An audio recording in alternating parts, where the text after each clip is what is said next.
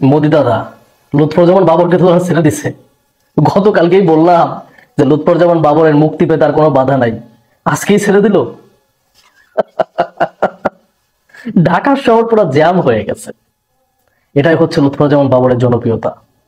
যাকে মানুষ দেখে নাই, যার বয়স 25 বছর, সে লুৎফুজ্জামান বাবরকে সরাসরি দেখেও নাই, শুধু কথা শুনছে।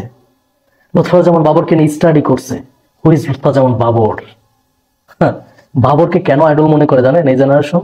হ্যাঁ, এটা বোঝেন না। এখন লুৎফুজ্জামান বাবর কিন্তু বৃদ্ধ হয়ে গেছে, চুল পেকে গেছে। যখন সে জেলে যায় তখন তার মাথায় কিন্তু জেল লাগাইতো, চুল কাটতো দেখেন কি স্টাইলে। এই লুৎফুজ্জামান বাবরকে জেলে নিয়ে বাংলাদেশের মানুষের কাছে অজনপ্রিয় করার প্ল্যান করছিল। কিন্তু লুৎফুজ্জামান বাবর আজকে বাংলাদেশ, আমি চ্যালেঞ্জ করে বলতে পারি, জেনারেশনের কাছে সব আইডল হিসেবে আছে লুৎফুজ্জামান বাবর। কেন? কারণ এই জেনারেশন হচ্ছে ইন্ডিয়াকে ঘৃণা করে। এই জেনারেশন এইটা বুঝে যে ইন্ডিয়াকে বেশি ঘৃণা করে সে হচ্ছে সব থেকে বেশি দেশপ্রেমিক। আর লুৎফুজ্জামান বাবর 7 সিস্টারের জন্য হুমকি ছিল। এই জেনারেশন তো ধরেই নিছে লুৎফুজ্জামান বাবর মুক্তি পেলে তাকে স্বরাষ্ট্রমন্ত্রী, দেখেন আমি চ্যালেঞ্জ করে বলতেছি, বিএনপি কিন্তু স্বরাষ্ট্রমন্ত্রী বানাইতে হবে লুৎফুজ্জামান বাবরকে যদি ক্ষমতায় আসে। তা না হলে কিন্তু এই জেনারেশন আন্দোলন শুরু করব। এই জেনারেশন যারা আছে জেনজি বলতেছে না, এরা কিন্তু আন্দোলন শুরু করব। কেন আন্দোলন করব? যে লুৎফুজ্জামান বাবরকে স্বরাষ্ট্রমন্ত্রী চাই এবং 7 সিস্টার আমাদের চাই। এইটাই হচ্ছে কারণ লুৎফুজ্জামান বাবর হচ্ছে দেশপ্রেমিক এবং ইন্ডিয়ার জন্য হুমকি। এই জন্য লুৎফুজ্জামান বাবর হচ্ছে এই জেনারেশনের কাছে আইডল। এটা আমি মনে করি, এটা আমি না, সবাই মনে করে। তো লুৎফুজ্জামান বাবর আজকে মুক্ত আকাশে, তার জনপ্রিয়তা দেখে ওরা চাইছিল জনপ্রিয়তা কমাই দেবে বেগম খালেদা জিয়ার।